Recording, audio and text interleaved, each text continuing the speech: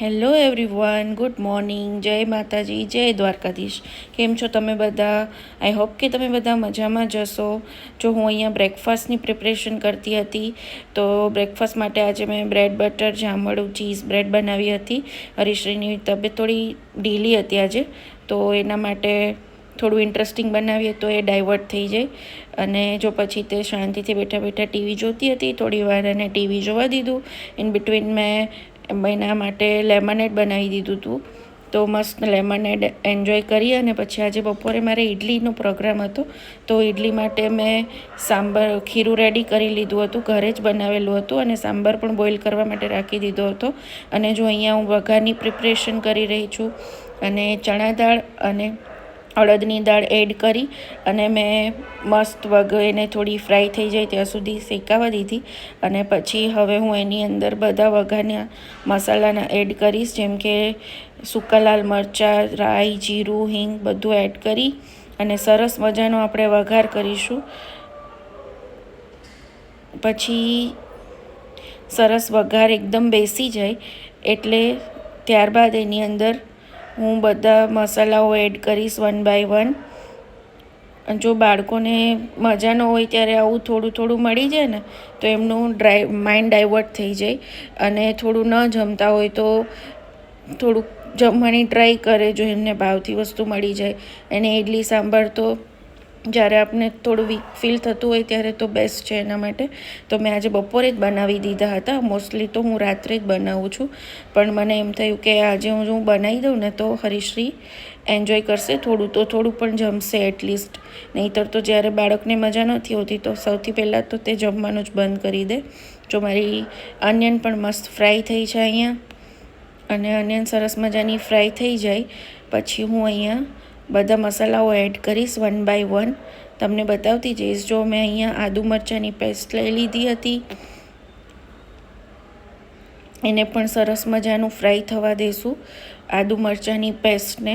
પછી એમાં થોડું હળદી પાવડર અને સોલ્ટ એડ કરી અને સરસ સંતળાવા દઈશું. અને સરસ મજાનું સંતળાઈ જાય બધું ત્યાં સુધી તેને ચલાવતા રહીશું. પછી એની અંદર ધીમે ધીમે આપણે બધા વેજીસ એડ કરીશું. મોસ્ટલી તો બધા વેજીસ હું બોઇલ કરવામાં જ રાખી દઉં છું, પણ આમાં થોડા ચંક્સ સારા લાગે છે એટલા માટે હું પોટેટોઝ એક નાનું એવું પોટેટોને સુધારી અને વઘારની અંદર એડ કરું છું. તો એ સાંભાર સાથે થોડા ચંક્સ આવી જાય છે તો મજા આવે છે જો સાંભાર ખાવાની. જો મારી ઇડલી પણ સાથે સાથે રેડી થઈ રહી હતી, અને ઘરે જ આ વખતે મેં ઇડલીનું પલાળી અને ઘરે જ ઇડલી બનાવવાની ટ્રાય કરી હતી. તો બહુ સરસ મજાની ઇડલી બની હતી મારી, એકદમ ટેસ્ટી. જો બહારથી ખીરું લઈને આવીએ ને એના કરતાં તો વે મોર બેટર દેન બની હતી. તો જો મેં અહીંયા બારી દાળ પણ એડ કરી દઈશ. હવે હું બધા સાંભાર મસાલો અને બધું એડ કરી અને બસ ફ્રાય થઈ જાય પછી મેં એની અંદર હું મિક્સચર હતું જે દાળ અને વેજીસનું, એ પણ મેં એડ કરી દીધું છે.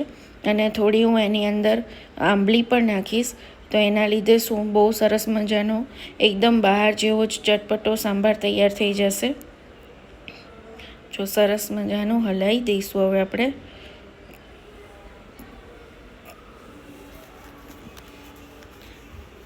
અને એક ગ્લાસ વોટર એડ કરી દીધું હતું. તો હવે એને એકદમ સારા બોઇલ આવી જાય ત્યાં સુધી ઉકળવા દઈશું. સરસ મજાનું બોઇલ આવી જાય પછી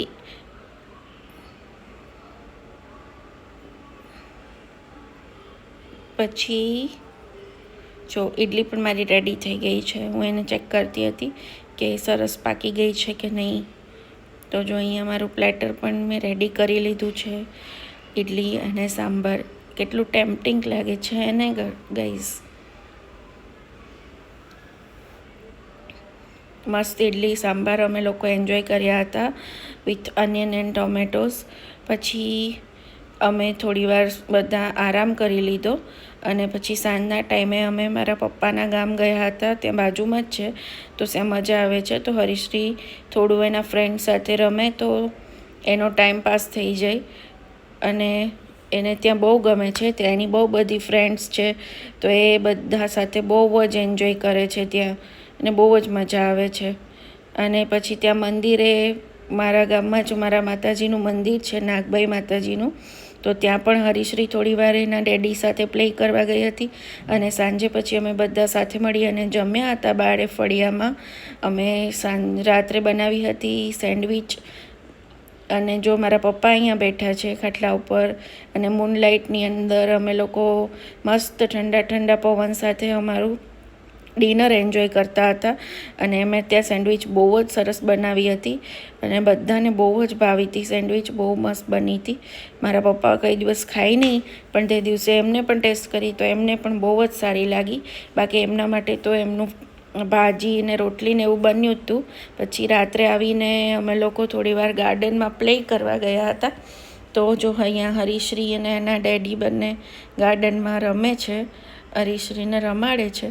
થોડી વાર બાળક ધૂળમાં અને એવી રીતે રમે ને, તો એને શું સાંજના ટાઈમે નીંદર સારી આવે અને એની ફિઝિકલ એક્ટિવિટી જોનો જે ક્વોટા હોય એ પૂરો થઈ જાય.